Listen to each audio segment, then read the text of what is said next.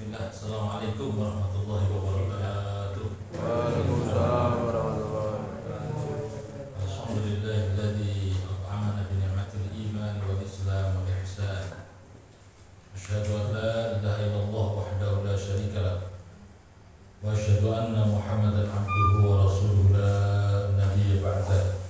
Allahumma shalli wa sallim wa barik ala sayyidina Muhammadin wa ala alihi wa sahbihi wa sallim ajma'in.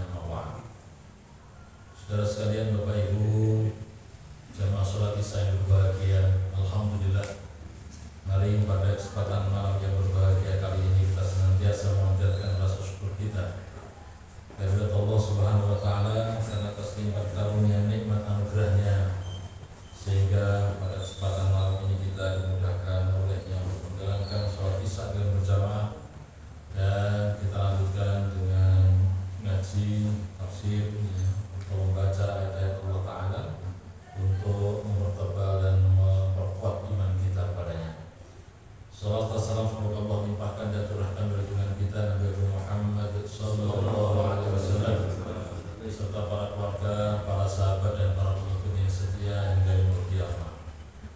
Saudara sekalian rahimakumullah, pada malam hari ini sengaja saya menyampaikan surat At-Takatsur, surat yang mana mengingatkan kepada kita sekalian, yaitu tentang pentingnya kita memperhatikan akhirat. Jangan sampai kita senantiasa selalu bermegah-megahan berada di dunia ini.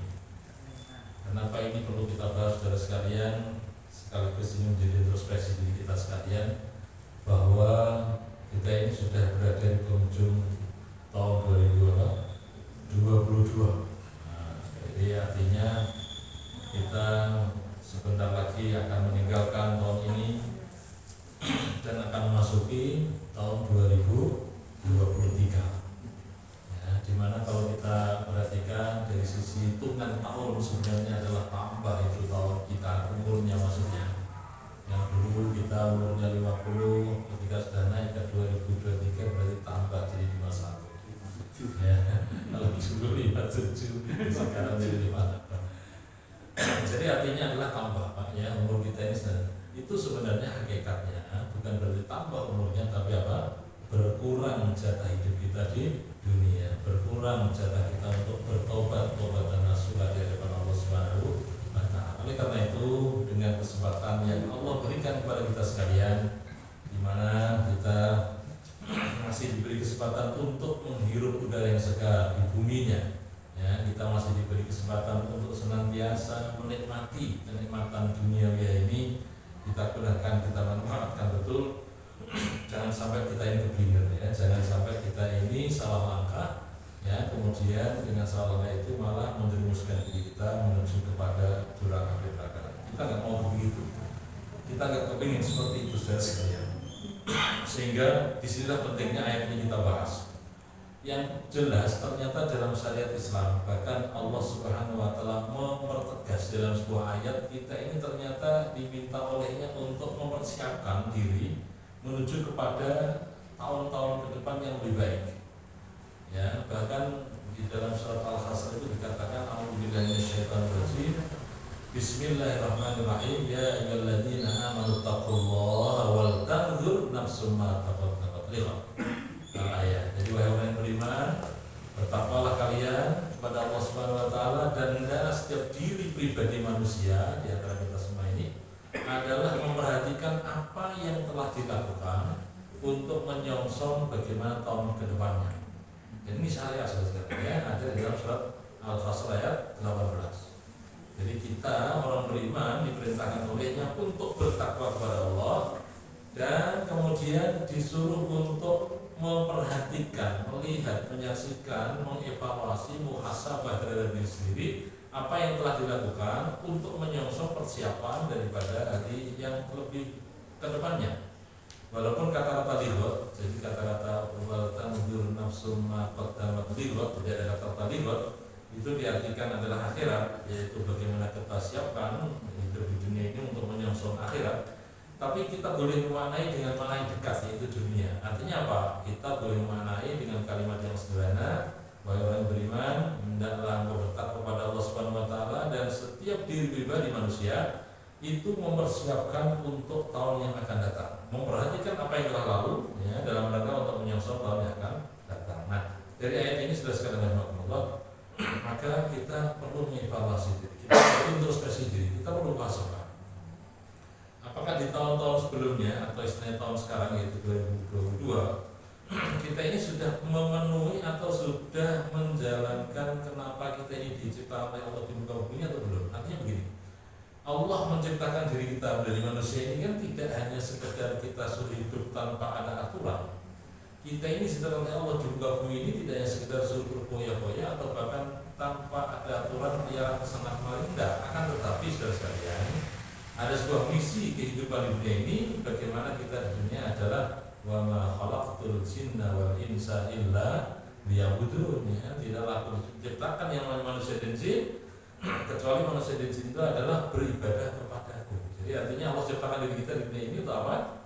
Beribadah kepada Allah Subhanahu wa taala, ya. Jadi dari sinilah saudara sekalian ditekannya, mari kita siapkan betul bahwa di tahun yang akan datang, tahun 2023 itu betul-betul kita ini lebih mulia di hadapan Allah Subhanahu wa taala. Kemuliaan bukan dilihat dari sisi harta yang kita miliki, kemuliaan bukan dilihat dari sisi jabatan yang kita emban, ya. Kemuliaan bukan dilihat dari sisi keturunan atau nasab atau istilahnya golongan ningrat atau enggak, bukan begitu saudara. Akan tetapi kemuliaan yang Allah berikan kepada kita sekalian adalah siapakah yang antara kita yang paling bertakwa kepada Allah Subhanahu wa taala. Inna akramakum indallahi atqakum. Ini ayatnya surat Al-Hujurat, ya, ayat 13.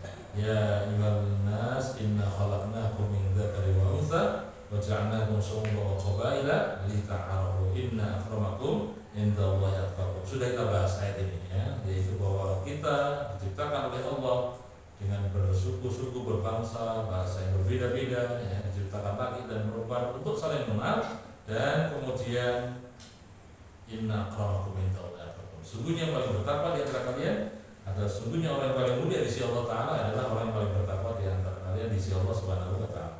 Hal inilah saudara sekalian, maka ayat ini atau surat ini kita bahas dalam rangka untuk kita ini hidup di dunia tidak tertipu, ya, tidak tertipu dengan gemerlapnya dunia, ya. Kita ini menjadi orang yang bisa menseimbangkan antara kehidupan duniawi dan ukhrawi, ya. Kita ini sebagai manusia bisa menyeimbangkan antara pemenuhan kebutuhan jasmani dan kebutuhan apa? Rohani, ya. Disinilah pentingnya kita ini ngaji bersama. Baik, salat Al-Takatsur, mari kita baca sama-sama. Mungkin insyaallah kita banyak yang hafal, ya, karena ini adalah surat yang termasuk pendek, ya. Yang mana kalau kita lihat surat pendek ini berarti insyaallah termasuk surat namanya Makkiyah.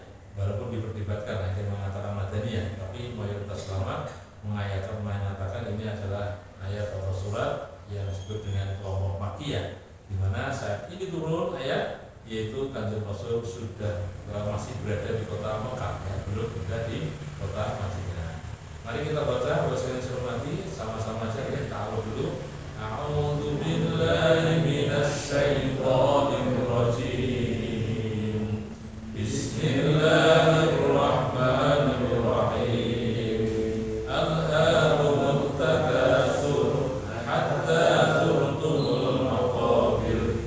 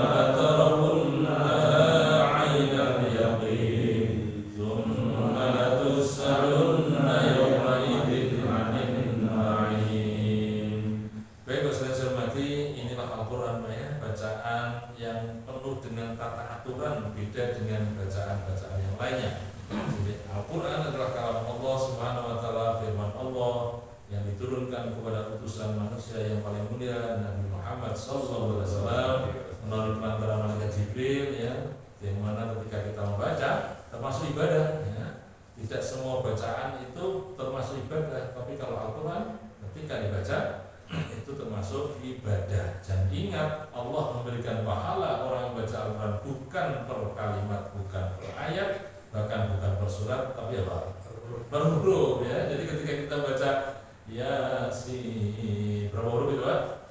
Dua. Berarti dua pahala gitu Pak ya. Alif Lam Mim. Berapa huruf itu? Tiga ya. Apalagi yang tadi kita baca itu panjang sekali itu ya. Baik, saya hormati. Jadi saya perlu tegaskan bahwa semua yang berpahala itu akan berefek positif pada diri pribadi kita.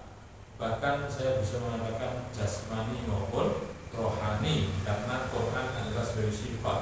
Quran itu sebagai obatnya, penawar daripada diri pribadi kita, baik secara batiniah spiritual ya, maupun secara badaniah atau jasmaniah ya. Oleh karena itu, jadi semua yang berpahala, jadi semua amalan yang berpahala itu akan berefek positif dalam diri tubuh kita ya, baik jasmani maupun apa? Rohani. Sehingga pahala-pahala itu kalau kita baca ya, atau kita lakukan yang namanya bacaan Al-Quran, itu akan nempel kebaikan juga dalam diri kita insyaallah, dan berfungsi tidak hanya di akhir kelak tapi juga di dunia. Baik, mari kita baca sekali lagi sama-sama. A'udzu billahi minasy syaithanir rajim. Bismillahirrahmanirrahim. Alhaakumut takatsur hatta zurtumul maqabir. Kalla sawfa ta'lamun. Tsumma kalla sawfa ta'lamun. Kalla law ta'lamuna 'ilmal yaqin latarawunnal jahim. Tsumma latarawunnaha 'ainal yaqin. Tsumma latus'alunna yawma'idin 'anil na'im.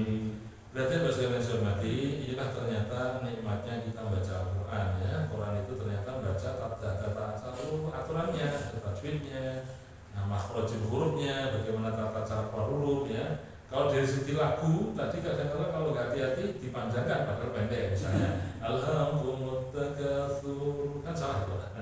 Hatta zurtumul maqabir, kan enak itu, padahal salah itu. Ya kita nggak bisa, kita bacanya nggak seperti itu ya.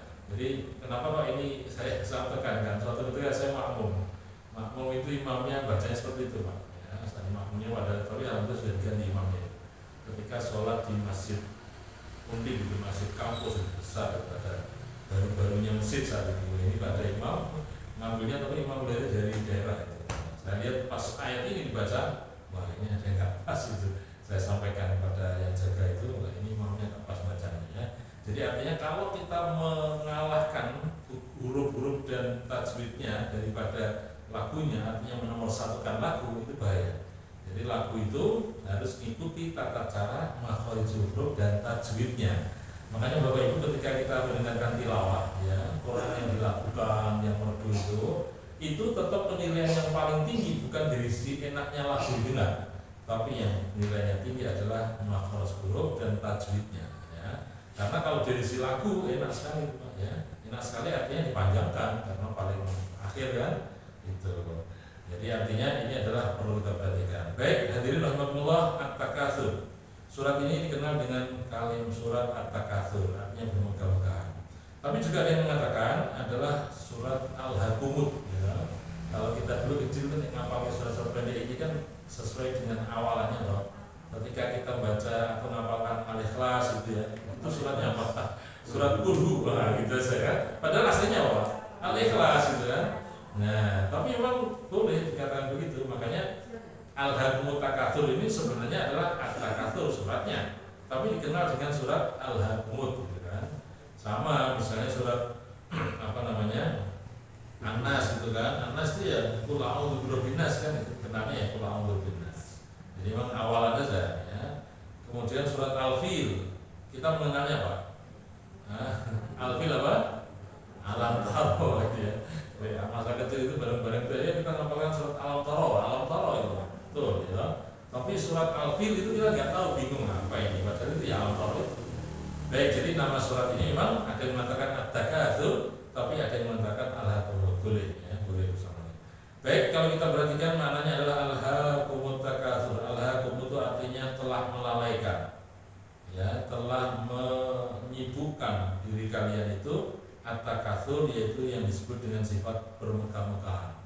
Jadi kata-kata takatsur itu artinya adalah saling berlomba-lomba dalam masalah duniawiyah atau harta benda dan juga masalah anak. Nah, jadi dalam tafsirnya itu ada dua itu penekanannya, yaitu bermegah-megahan, istilahnya saling mengungguli satu dengan yang lain dalam dua hal, yaitu masalah harta benda dan masalah anak atau masalah keturunan. Dan itu adalah berlaku pada saat dulu masa jahiliyah, dan sampai sekarang pun karena itu masih terpakai, masih kita gunakan sebagai hidup, berarti ini pun juga ada di sekeliling kita, ya, sekitar kita pun ada yang namanya at-takatsur tadi. Oleh karena itu Allah mengingatkan kepada kita, yaitu dengan kalimat alhaakumut takatsur, telah melalaikan, ya, telah menyibukkan diri kalian itu, yaitu sifat yang namanya at-takatsur, saling bermegah-megahan. Makanya tadi dalam mukadimah saya katakan bahwa kita ini hidup di dunia butuh yang namanya kebutuhan duniawi yang butuh, ya. Jadi kita ini adalah perusahaan bagaimana hidup di muka bumi ini, betul itu, ya. Tapi jangan sampai melalaikan diri kita kepada Allah Subhanahu wa Ta'ala, ya. Dan Allah menegaskan tadi dalam surat Al-Hujurat dikatakan bahwa yang paling mulia di hadapan Allah itu bukan harta yang kita miliki, yang paling mulia bukan jabatan yang kita emban, tapi adalah apa tadi? Ketakwaan di antara kita. Nah, oleh karena itu ayat ini mengatakan alhaakumut takatsur, ya, telah melalaikan, telah menjadikan diri kalian itu lalai lupa, ya, yaitu at-takatsur yang namanya sifat bermegah-megahan, sifat berlomba-lomba dalam kemegahan hidup. Hatta zurtumul maqabir, sampai atau sehingga zurtumu kamu ini sampai atau tiba al-maqabir. Al-maqabir itu artinya adalah dari asli sebenarnya kubur itu kuburan, ya. Kubur itu jamannya, tapi di sini adalah makbar. Makbar itu tempat kuburan. Kalau maqabir yaitu tempat daripada kuburan-kuburan yang ada. Artinya begini saudara sekalian, orang atau manusia itu kadangkala istilahnya terlena, ya, tergoda atau istilahnya tergelincirkan oleh sifat bermegah-megahan sampai kemudian teringat setelah apa? Zurtumul maqabir, yaitu setelah kita ini masuk dalam apa? Alam kubur, gitu ya. Jadi ini mengingat bagi kita sekalian. Oke lah, insya Allah kita ini sebagai orang yang beriman yang sudah dibina ngaji rutin di sini di Musola Anur ini, ya, harapan kita adalah sarana prasarana dunia yang kita miliki itu hanya untuk balaghun ilal akhirah, ya. Apa yang kita miliki itu hanya untuk apa tadi? Balaghun ilal akhirah. Apa maksudnya? Yaitu dalam rangka untuk menuju sampainya ke dalam kehidupan akhirat yang penuh dengan keabadian. Jadi kita berprinsip saudara sekalian, ya, dalam konsep kita sebagai seorang yang beriman, fa inna dunya balaghun ilal akhirah. Ya, sesungguhnya dunia itu adalah hanya sebagai jembatan menuju kepada yang namanya apa? Akhirat. Baik, ini prinsip kita. Ya, jadi artinya apa? Jangan sampai kita ini dikuasai oleh dunia. Bahkan dunia itu harus kita tunggal, kita kuasai untuk menuju kepada akhirat. Dan apa yang kita miliki di dunia ini adalah hanya sebagai sarana hidup untuk menuju peribadatan, penyembahan kepada Allah Subhanahu wa Ta'ala. Ini jadi manusia diingatkan oleh Allah, ya, kamu ini telah dilalaikan oleh kehidupan at-takatsur, yaitu bermegah-megahan, sampai kamu nanti, ya, masuk di liang kubur. Nah, kalau sudah masuk di liang kubur ya selesai, sudah nggak ada istilahnya bisa bermegah-megahan lagi, karena sudah terputus dunia ini setelah lepasnya nyawa dari tubuh kita. Hatta zurtumul maqabir kalla saufa ta'lamun, ya, jangan begitu, ya, sekali-kali tidak boleh. Saufa ta'lamun, kelak kalian akan mengetahuinya. Jadi kalau dalam struktur bahasa Arab itu antara sin, sa, gitu ya, dengan saufa itu maknanya adalah kalau sin itu bermakna dekat, kalau saufa bermakna jauh. Maksudnya begini. Jadi yang namanya apa yang dikatakan oleh Allah bahwa bermegah-megah telah melalaikan diri kita, kemudian sampai nanti manusia tadi adalah kita ini masuk di liang kubur, nanti suatu saat kelak akan disaksikan, ya, kita ini akan menyaksikan bahwa sebenarnya itu semuanya adalah tipuan belaka. Maka dikatakan kala, sekali-kali tidak, jangan, ya, jangan begitu. Saufa ta'lamun, kalian suatu saat akan melihatnya, yaitu ketika dalam akhirat. Makanya saufa itu artinya adalah akan, tapi bermakna jauh, yaitu kelak di akhirat. Diulang 2 kali, summa kemudian kala jangan begitu, saufa ta'lamun ya, kelak kamu akan melihatnya. Nah ini perhatian betul Bapak saudara saya hormati pada malam hari ini. Mari kita perhatikan betul bahwa memang ada satu penyakit yang kadang-kala ada pada diri kita, dan itulah yang namanya sumber daripada kerusakan dunia ini atau kerusakan daripada amal diri kita, yaitu yang namanya sifat merasa punya, sifat merasa paling pinter ya, sifat merasa paling kaya dan seterusnya. Ini bahaya saudara. Jadi kalau tidak hati-hati ya, kita akan mewarisi sifat daripada musuh bebuyutan kita manusia. Siapa musuh kita ini? Setan ya. Musuh bebuyutan kita siapa? Setan, yaitu kakek buyut nenek moyangnya setan itu siapa? Iblis. Ya. Iblis itu termasuk makhluk yang ingkar kepada Allah. Iblis itu termasuk makhluk yang tidak taat kepada Allah. Karena apa? Aba wastakbar. Ya, kalau dalam surat Al-Baqarah dikatakan, ya, kenapa kok kamu itu tidak mau sujud kepada Nabi Adam alaihissalam ya? Karena memang Adam ini termakhluk diciptakan kan setelah iblis. Ya, makanya kemudian iblis mengatakan dalam surat Al-A'raf ya, ana khairun minhu, ya Allah aku ini lebih mulia, aku lebih baik daripada dia. Ya, nanti dibuka surat Al-A'raf atau kapan nanti kita kaji surat Al-A'raf ya ayat 16. Jadi ana khairun minhu, Pak, aku ini lebih bagus, lebih baik daripada dia. Kenapa?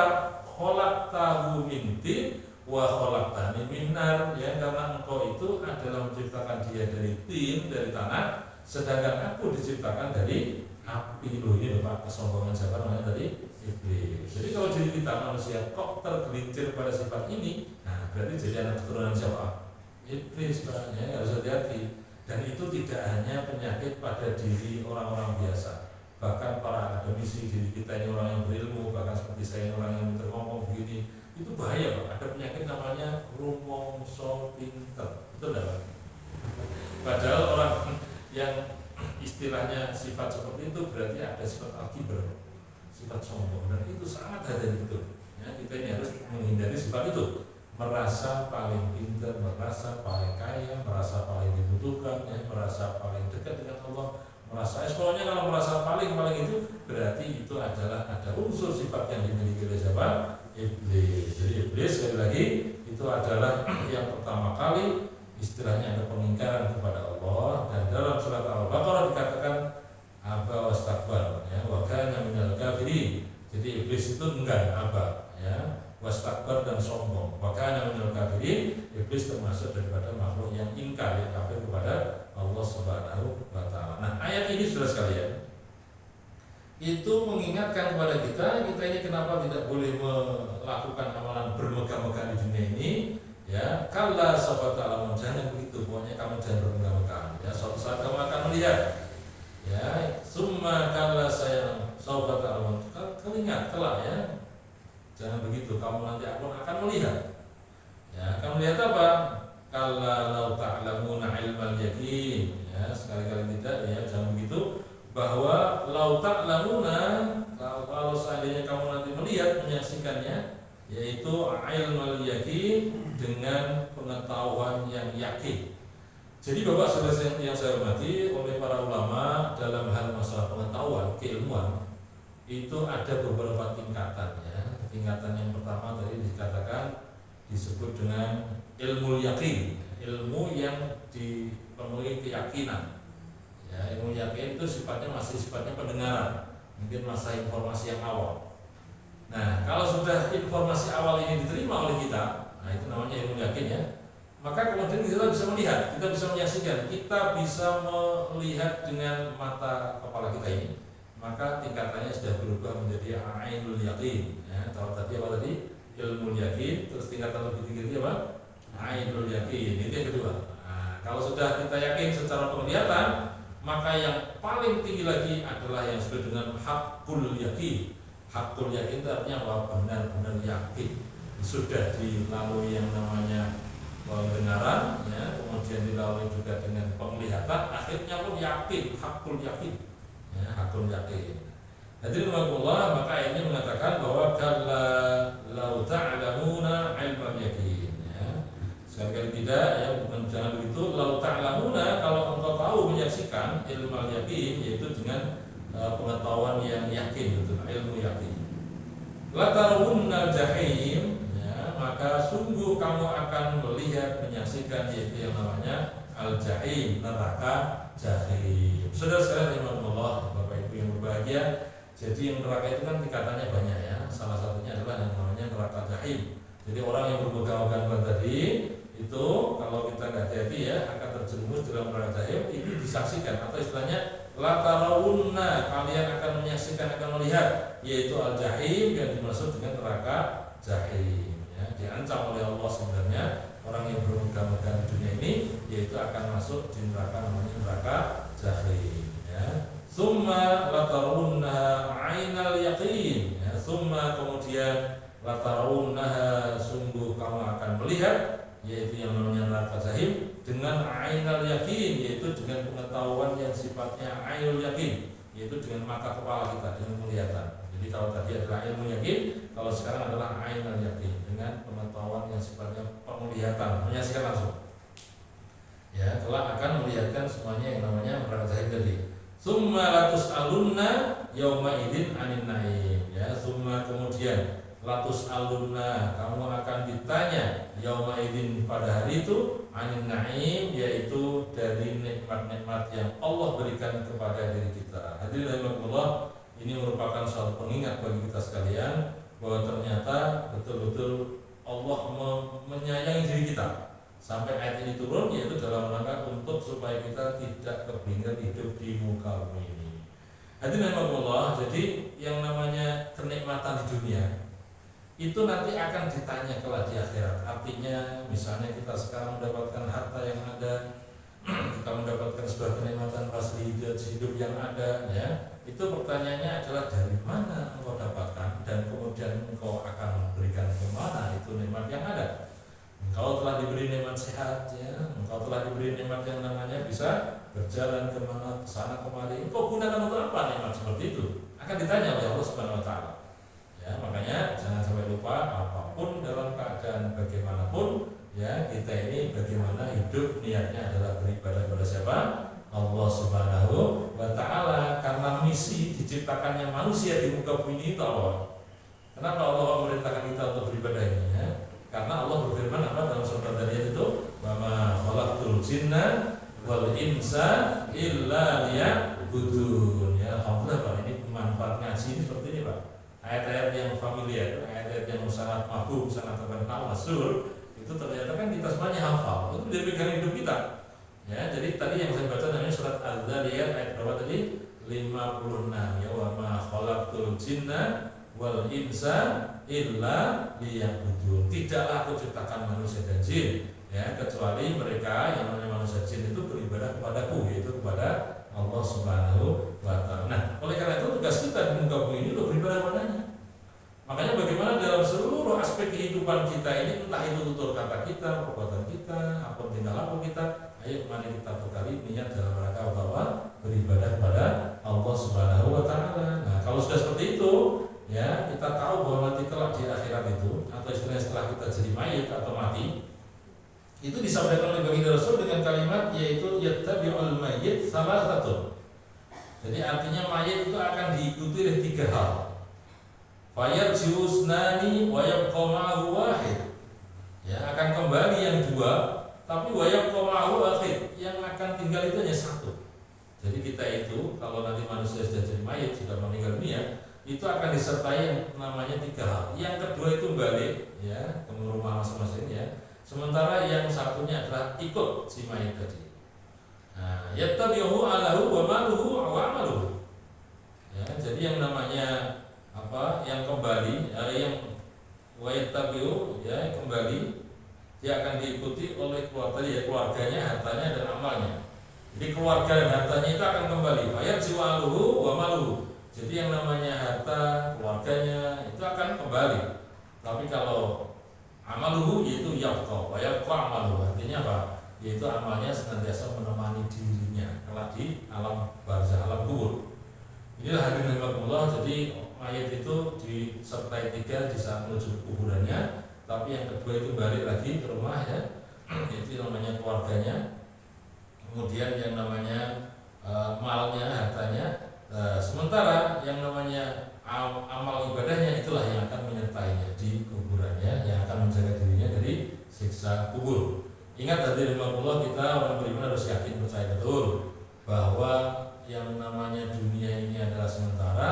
Kalau sudah masuk di alam kubur, di kubur itu pun juga ternyata ada nikmat, juga ada apa? Siksa. Harus yakin Pak kita iman ya.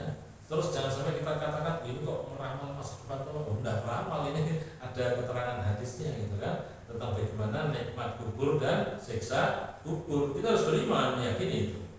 Ya, padahal itu belum menuju kepada hancurnya dunia, Pak. Belum menuju kepada yang namanya apa? Kiamat. Ya, masih yang namanya nunggu datangnya di kiamat. Si mayit itu berarti di kuburan adalah di situ ada nikmat kubur dan ada apa tadi? Siksa kubur gitu loh. Makanya supaya kita ini mendapatkan nikmat kubur, mari di dunia ini adalah kita betul-betul berbuat baik kepada Allah Subhanahu wa taala ya. Kemudian juga berbuat baik kepada lingkungan kita, kepada sesama kita manusia ya. Ya, nanti dalam rangka untuk menyongsong kehidupan akhirat mulai dari alam kubur ya sampai nanti dibangkitkan oleh Allah Subhanahu wa taala yang namanya hancurnya dunia selesai dan kemudian masuk ke abadian yang namanya akhirat. Hadirin rahimakumullah, inilah pentingnya saudara sekalian pada akhir daripada tahun 2022 ini, di mana di akhir Desember seperti ini, mari kita selalu muhasabah, introspeksi diri. Ya, kemudian introspeksi yang perlu diperhatikan betul adalah fungsi hidup kita ini tujuannya adalah untuk menjadi ahli ibadah yang namanya Abdullah, hamba Allah.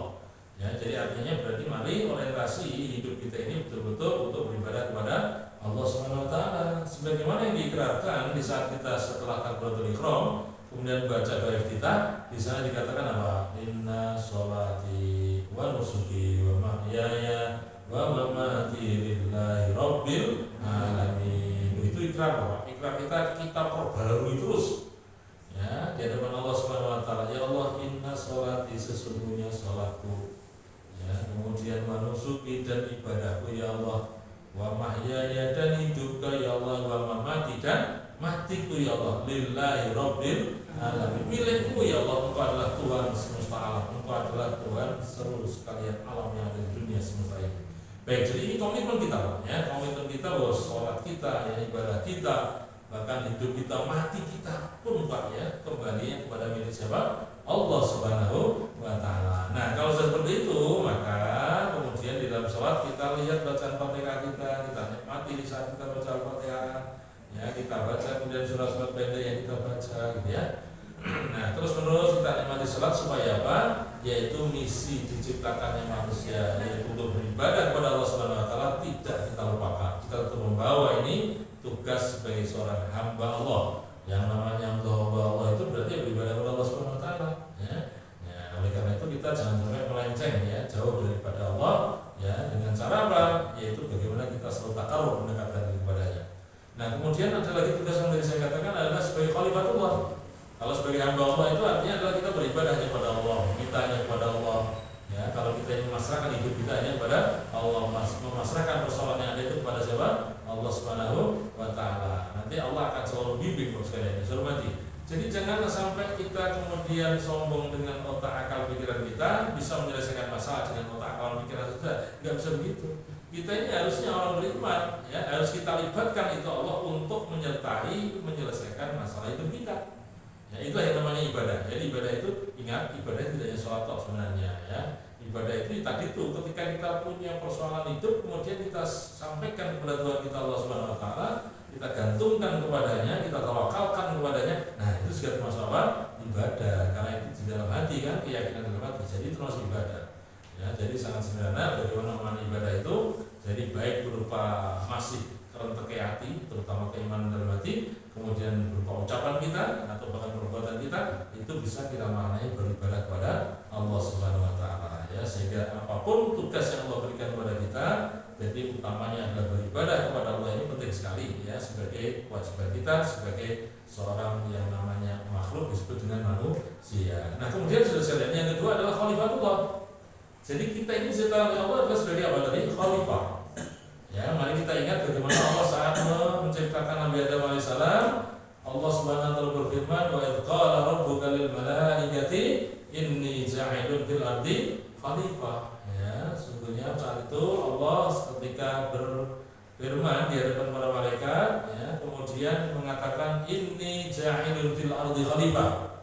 Ya, sungguhnya aku ini akan menciptakan khalifah di muka bumi ini. Nah, itu kan. Maka saat itu kan apa itu? Para malaikat kan bertanya, "Atajalu fiha may yufsidu fiha wa yasfiku dima?" Ya Allah, kenapa Engkau menciptakan manusia? Yang mana manusia itu adalah suka menumpahkan darah, ya, manusia itu suka merusak di muka bumi ini kan gitu ya. Baik, seterusnya panjang sekali ayatnya. Tapi intinya adalah tugas kita di samping sebagai hamba Allah yang tugasnya beribadah kepada Allah, yang kedua adalah tugas menjadi khalifah fil ardh. Artinya apa?